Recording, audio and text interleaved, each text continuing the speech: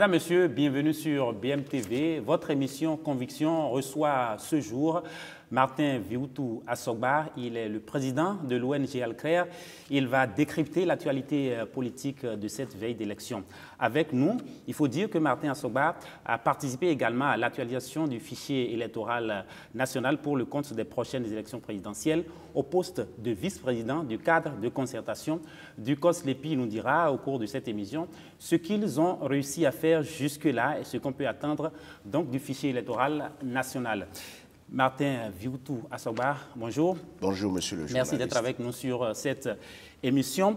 Le plaisir est partagé. Nous allons commencer par la chaude actualité préélectorale. On avait l'habitude de vous voir sur les plateaux, dans les médias, dénoncer, vous insurger, critiquer. Vous n'étiez pas souvent d'accord, mais pour cette fois-ci, pour l'élection qui vient là, on a l'impression que tout est bon pour vous. En tout cas, vous êtes muet. Pourquoi ce silence plutôt suspect? Non, il n'y a pas de suspicion dans mon silence. Il faut comprendre premièrement que je suis dans ma 27e année de vie associative en tant qu'activiste. Vous voyez, ça prend de l'âge. Et lorsque ça prend de l'âge, on fait le bilan et on change de paradigme. Ça fait aussi de l'expérience qu'il faut mettre au service de son peuple, du peuple auquel on appartient. Mais bien sûr, mais mon expérience, je veux que mon expérience se mette en route désormais par la jeunesse.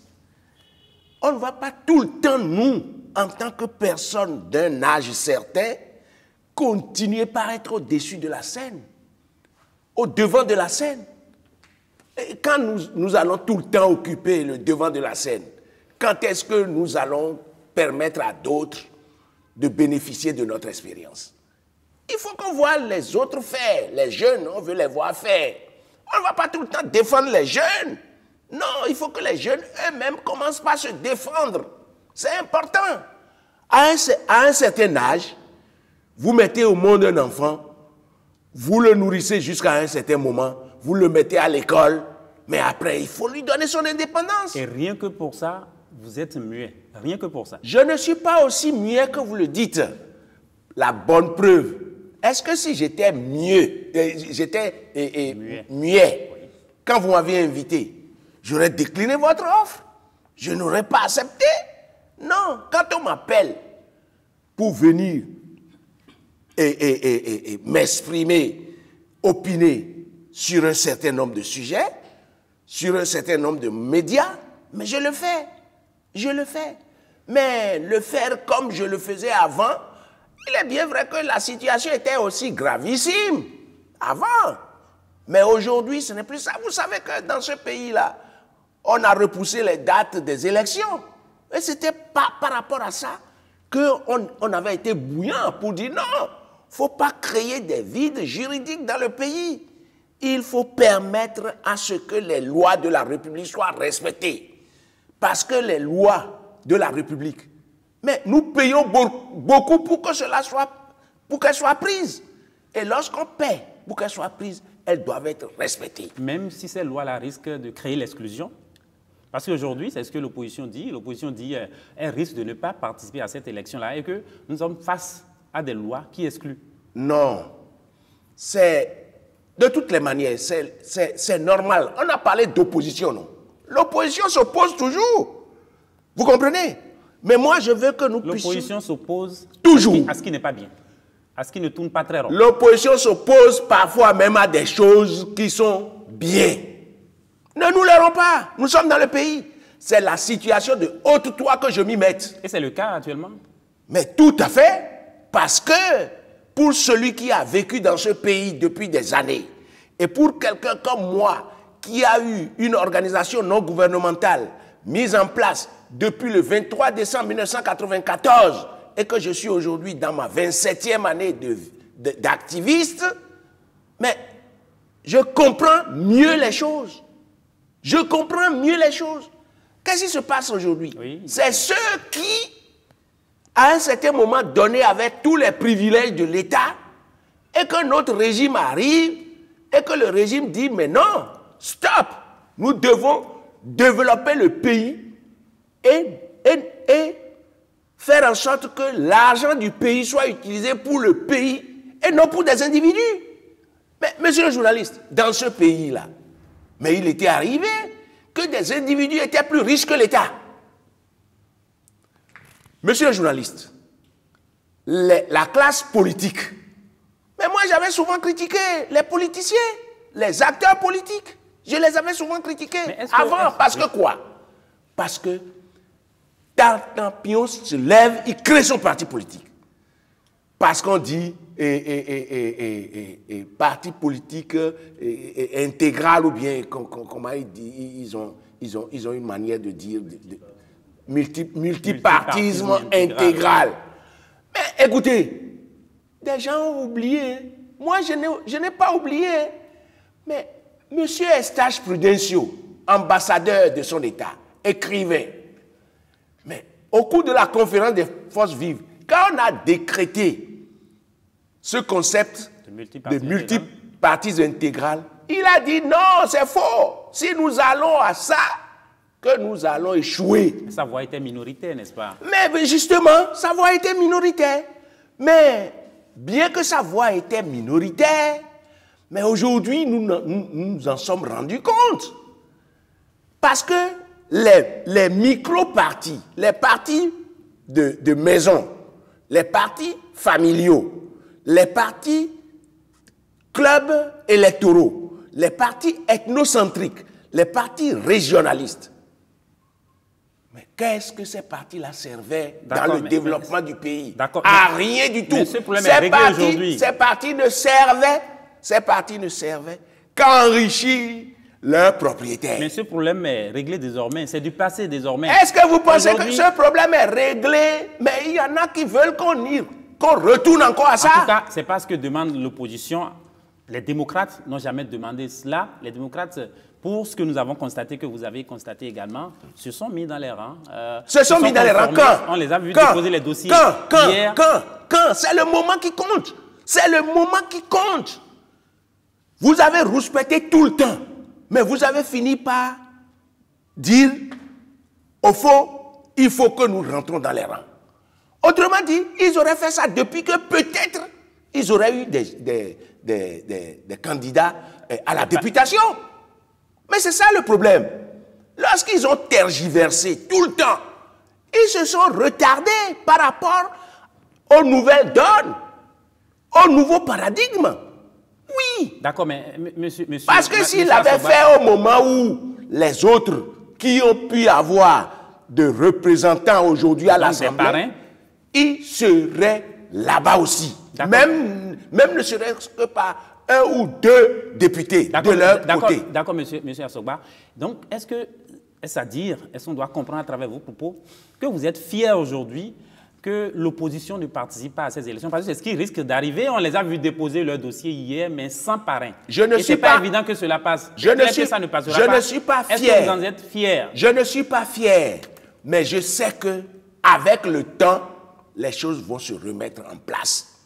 Et nous sommes à de nouvelles expériences. Et on va toujours cogner le pied contre la pierre. On va toujours faire les choses d'une manière pas toujours comme on l'aurait voulu. Mais l'expérience aidant, mais chacun sait maintenant que quand on parle de regroupement, que ce n'est que les grands regroupements qui constitueront les grands partis politiques. Et là où moi je suis d'accord avec la réforme du système partisan, vous aviez dit que je montais tout le temps au créneau avant et que maintenant je ne monte plus au créneau. Mais c'est justement parce que les choses que je prophétisais, les choses que je prônais, les plaidoyers que je faisais, ont commencé par trouver de solutions. Écoutez, moi j'avais dit, et 200 partis pour un peuple de 11 millions d'habitants à peine, oui. C'est du gâchis. Oui. Vous comprenez? C'est du gâchis. Et qu'il fallait que les partis politiques se mettent ensemble. Mais l'égoïsme des uns et des autres, la culture de l'égocentrisme de chacun et des autres. Chacun voulait être patron parce que quand on est patron, c'est soi qui va discuter directement. On ne discutait pas pour le pays, on discutait pour soi et pour ses amis ou pour sa famille. Des partis politiques se sont levés dans ce pays pour dire à certains de leurs militants, mais c'est nous qui l'avions fait, c'est nous qui l'avons appelé, c'est notre parti, c'est notre propriété. Est-ce que c'est normal comme ça? Comment un parti politique va être la propriété d'un individu? Et qu'est-ce qu'on fait? On met le grappin sur le chef de l'État, c'est ce qui se passait avant, d'accord? On met le grappin sur lui et le pays est mis en lambeaux. Parlons de ce qui se passe maintenant. Ça, c'était le passé. Parlons de ce qui s'était passé avant et qui a obligé à faire ce qui se passe maintenant. D'accord. Oui, on ne peut pas occulter. C'est compris, M. Assogba, c'est compris. Et donc, quand on bien sûr, on l'a assez dit. Oui. On va parler de ce qui se passe aujourd'hui, oui. Ce qui se passe maintenant. Vous avez certainement vu les dépôts de candidatures, le défilé au niveau de la Sénat hier pour déposer les candidatures. Il y a que Éric Rouneté du Parti des démocrates disait que nous n'allons pas commander des parrains. Parce que il y a quelques jours, il y a quelques semaines, on entendait les parrains appartenant à des partis de la mouvance dire « nous sommes prêts à parrainer. S'ils viennent négocier avec nous, nous sommes prêts à les parrainer. » Voilà que ceux-là qu'on appelle à la négociation disent « nous n'allons pas commander les parrains ». Quelle est votre appréciation de cette situation? Non, je pense que de part et d'autre, c'est de l'égoïsme. De part et d'autre. Que ce soit ceux qui sont les éventuels parrains, que ce soit ceux qui sont à la recherche de parrains. Pour vivifier la démocratie, à quoi? C'est quoi? Qu'est-ce que ça fait? Nous sommes tous politiciens. Peut-être que nous ne suivons pas les mêmes lignes. Nous n'avons pas les mêmes philosophies. Nous ne sommes pas d'accord sur un certain nombre de choses ensemble. Mais nous sommes fils du pays. Qu'est-ce que ça coûte à l'opposant de prendre son téléphone et de dire, écoute, moi je suis candidat, hein, je souhaite que tu me parraines. Ça c'est dans un film ça, que ça peut se passer comme ça, mais dans la réalité, ça ne saurait se passer comme ça. Mais pourquoi? Parce que nous avons bel et bien dit, quand cette histoire de parrainage est arrivée, moi j'étais monté au créneau et j'ai bel et bien dit qu'il ne faut pas que ça soit du parrainage marchandé. Non! Il ne faut pas que ça soit du parrainage marchandé. Et je dis, ceux qui sont là, encore aujourd'hui, et dont le parrainage n'est pas allé à un candidat, mais ils n'ont qu'à les donner aux autres. Oui, mais ne serait-ce que pour permettre à notre démocratie de s'enraciner. Et là, pour citer une autre tête, une autre figure qui était à la Sénat hier, Rekia Madougou, qui disait... Il y a des parrains, il y a des membres, des élus des partis de la mouvance qui nous ont dit « Nous voulons vous donner le parrainage, nous sommes prêts à vous donner le parrainage pour libérer justement notre peuple, mais nos responsables de partis ont confisqué les parrainages. » Qu'est-ce que vous en dites? Ah, ça, ce n'est pas bien. Ça, c'est ce qu'elle a dit. C'est ce qu'elle a dit. Oui. Mais c'est paroles de politique. C'est paroles d'acteurs politiques. Moi, je n'étais pas là quand ça a été dit, donc je ne prends pas ça pour monnaie comptant. Je ne prends pas ça pour monnaie comptant. Parce que chacun viendra dire quelque chose pour se faire valoir. Chacun viendra dire quelque chose pour qu'on s'apitoie peut-être sur son sort. Chacun viendra dire quelque chose pour qu'on puisse jeter de l'opprobre sur l'autre camp. Nous sommes des hommes. Et quand vous avez affaire à des acteurs politiques, il faut faire attention. Il y a quand même un parti de l'opposition, FCPE, oui, qui a obtenu le nombre nécessaire, donc il faut de parrains, donc participera certainement à cette élection. Mais bien sûr, ils l'ont toujours dit, même avant l'ouverture des parrainages. Ils ont dit qu'eux, ils sont prêts à négocier. Ils l'ont dit. Mais ma question, c'était, n'est-ce pas trop facile? Nous sommes tous dans le pays. Nous avons vu ce qui se passait avant. Nous avons vu le démarrage du nouveau régime. Nous avons vu les points d'honneur du nouveau régime.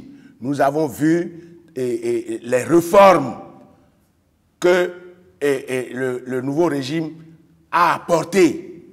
Mais tous ceux qui se sont mis dans dans la ligne du nouveau régime, mais ils n'ont pas eu de, comme les FCBE, par exemple. problème. Comme les FCBE, par exemple. Les FCBE ont dit, il y a le monsieur qui est leur secrétaire national. Paul Rompé. Monsieur Paul Rompé. Mais monsieur Paul Rompé a souvent dit que eux, ils sont de l'opposition, mais d'une opposition constructive. Très constructive alors. Mais comme mon ami Toleba a aussi dit qu'il est de l'opposition constructive. Vous comprenez? On ne peut pas refuser aux gens d'imprimer ou bien d'exprimer leur point de vue par rapport à l'opposition qu'ils mènent. Et ça, ce n'est pas sous les cieux du Bénin seul que ça se passe comme ça. Non. Et puis moi, je voudrais que nous là, faut pas qu'on suive les gens aveuglement. On est en démocratie. Et lorsque vous voulez prendre des positions par rapport à ces questions, il faut bien vous renseigner. Les gens ne se renseignent pas. Et c'est ça qui m'amène souvent à dire qu'il y en a qui raisonnent au lieu de raisonner. Oui. Vous êtes parce que dans les gloglos là, la nuit, tout ce qui se passe, on dit la nuit, tous les chats sont gris. C'est pas ça on dit? Oui, il faut bien se renseigner. Moi, je vous dis, je ne suis dans aucun parti politique. Je ne suis pas un acteur politique. Je suis un politique. Je suis un politique. Je suis. Et avec 27 ans de vie associative, mais je dois avoir les informations avant d'opiner. Mais au début, là, mais on n'avait pas d'informations, on faisait comme tout le monde. Au début. Et après, on a vu, mais maintenant, on dit, le vin se bonifie à longueur d'année. À longueur d'année. Ah oui, nous sommes bonifiés.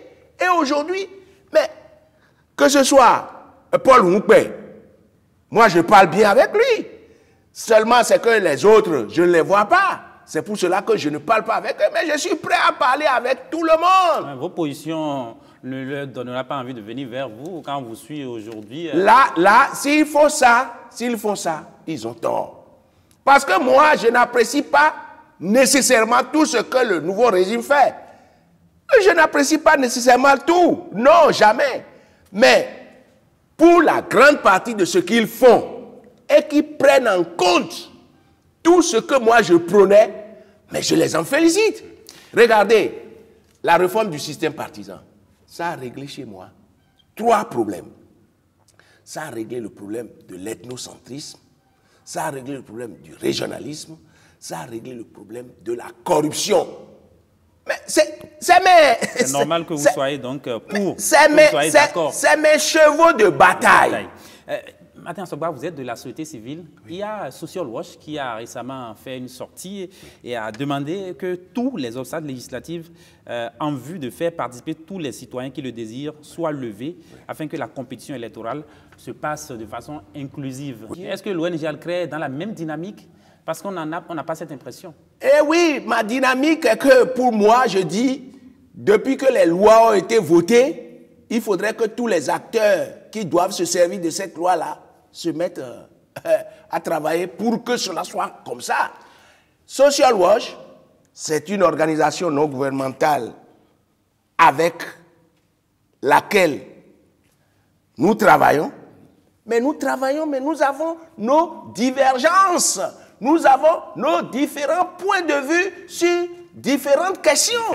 Oui. Que pensez-vous? Monsieur Martin Assogbar, vous avez dû voir, comme nous, le défilé des candidats hier à la Sénat. Vous avez vu Rekia Madoukou, par exemple, pour la première fois. Elle est candidate à une élection présidentielle au Bénin. On a vu Joël Aïvor. On a vu Djemba, on a vu Kérékou, on a vu des gens comme Koti, Toleba, etc. Des candidatures qui vous ont impressionné dans le lot? À vous dire vrai. Vous savez, moi, je dis toujours ce que je pense. Et je dis ce que j'ai vu. Et je dis ce que j'ai compris. Je ne les ai pas vus à la télé. J'ai vu quelques-uns dans les journaux. Je n'ai pas le temps de regarder la télé, surtout cette fois-ci. Vous êtes allé au moins sur les réseaux sociaux, non? Non, moi, je n'utilise pas ça. Je n'utilise pas les réseaux sociaux. Vous êtes de la vieille école. Et puis, je ne suis pas de la génération tête baissée. Voilà. Je n'utilise pas les réseaux sociaux. Surtout qu'il y a certains qui utilisent les réseaux sociaux pour raconter leur vie, pour dire les choses qu'ils n'ont pas compris. Et voilà, je vous ai donné quelques noms. Tous ceux-là étaient à la Sénat hier. Oui, c'est des Béninois, non? Ils sont tous des Béninois. Mais c'est bien. Moi, je les félicite qu'ils aient 50 millions pour venir mettre dans la caisse de l'État. Et je demanderai au Trésor public qu'une fois que le tamis sera fait et qu'on aura fini les élections, parce que c'est la loi qui dit ça, hein, il faut rembourser les fonds à ceux qui vont franchir les barres de 10% de l'électorat. Une fois qu'ils auront donné les fonds aux autres, ils n'ont qu'à prendre le reste de l'argent de certains là qui veulent vendre leurs images parce qu'il y en a parmi eux, ils veulent vendre. Vous avez vu dans le lot des candidats fantaisistes? Il y en a beaucoup. Ah bon, qui par exemple? Oh mais écoutez, je vous dis par exemple celui-là qui est venu avec un logo Vierge Marie. C'est sérieux ça?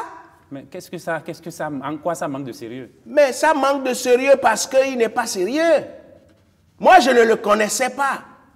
Je n'ai pas besoin d'ailleurs de le connaître avant qu'il ne soit candidat, hein, parce que je ne peux pas... Vous ne pouvez pas connaître tous les Béninois. Je ne peux pas connaître tous les Béninois. Et c'est comme tous les Béninois aussi ne peuvent pas me connaître. Avoir comme logo l'image de la Vierge Marie, n'est-ce pas là du sérieux? En quoi? Nous sommes dans un État laïque. Oui.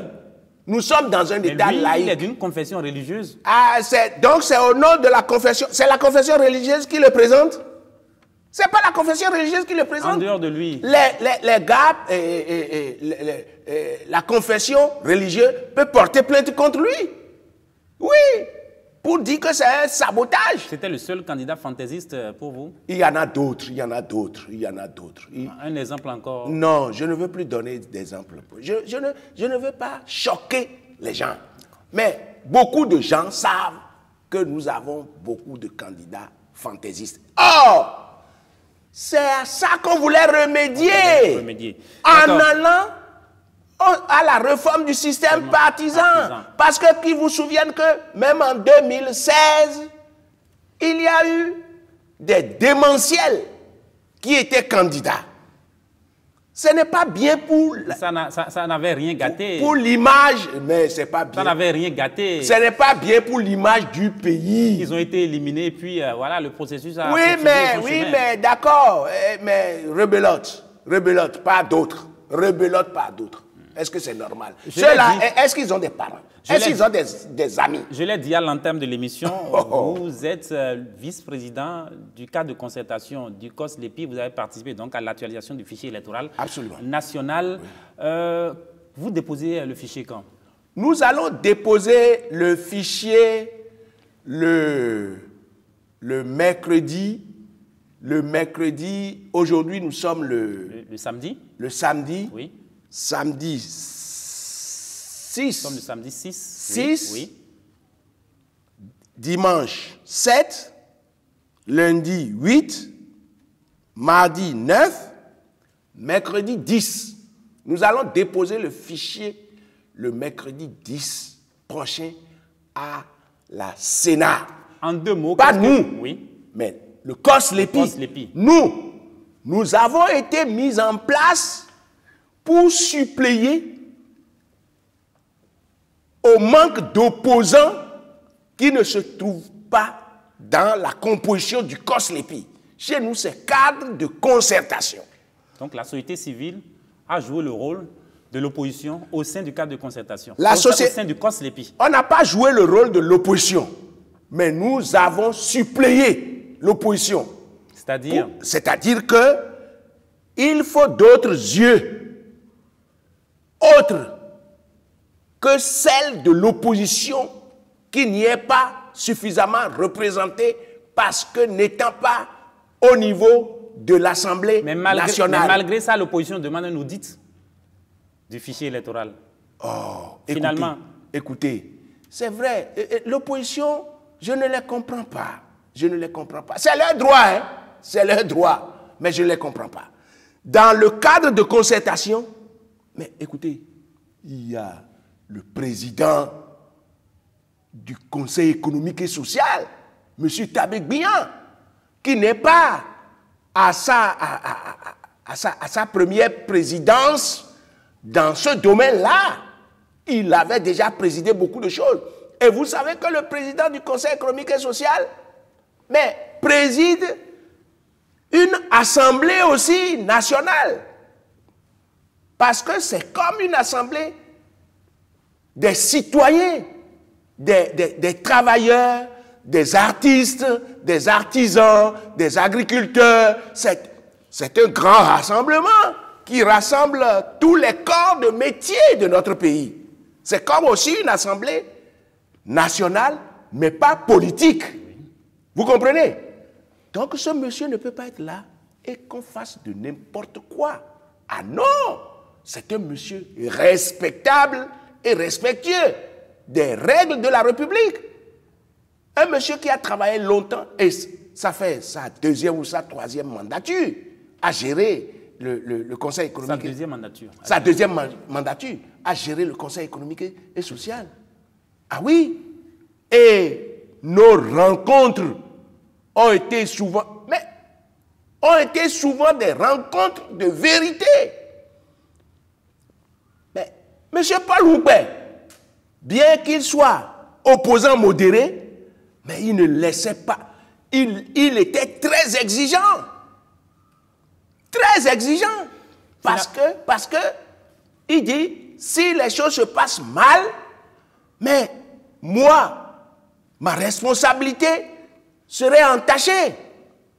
Donc, bien que les démocrates ne soient pas avec nous, ou ci ou ça, mais il y en a quand même qui sont dans de certains ministères qui doivent peut-être flirter avec les démocrates, puisque personne n'écrit sur sa poitrine ou sur son dos de quel parti il appartient. Alors, qu'est-ce que vous avez pu faire finalement? Il y a par exemple les Béninois de l'étranger qui avaient des difficultés à voter, etc. Est-ce que vous avez pu régler ces problèmes-là? Nous avons remonté tout ce qui est nouveau majeur.